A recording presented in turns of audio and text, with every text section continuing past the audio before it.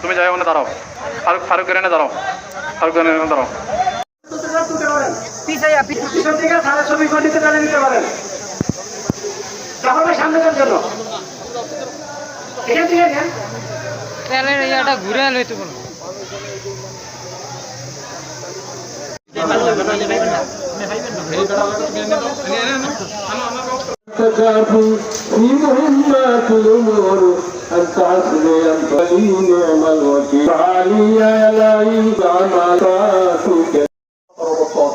এই জালিম সরকার জাহিলিয়াত সরকার কি করেছে আমরা সবাই কম বেশি জানি।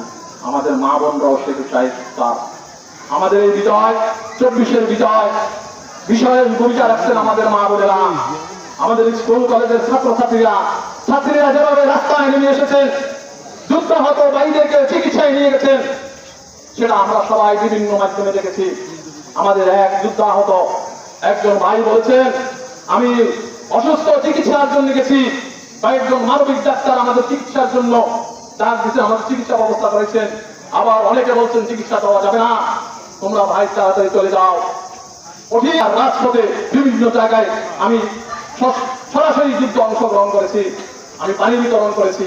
ইতিপূর্বে যারা ইন্টারশৃঙ্খলা বাহিনী অনেকে বলছেন ভাই আপনি ভালো মানুষ, নেট থেকে এই পানি বিতরণের ছবিটা মুছে ফেলান, কারণ আমাদের একজন পানি একজন নির্শরী মুক্ত যিনি পানি বিতরণ করছেন, তাকে নির্মম ভাবে একক দিয়ে পানি আসে নির্মম ভাবে তাকে হত্যা করছে বাংলাদেশ। আমরা বলি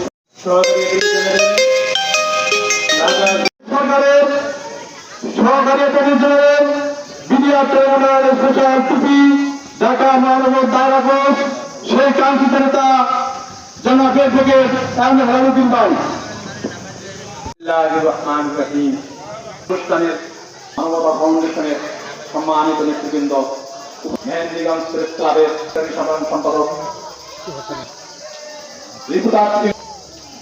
ঢাকা থেকে আগত জাতীয়তাবাদী দল বাংলাদেশ জাতীয়তাবাদী আইনজীবী ফোরাম ঢাকার সদস্য, বাংলাদেশ জাতীয়তাবাদী আইনজীবী ফোরাম বরিশাল জেলা শাখার সদস্য,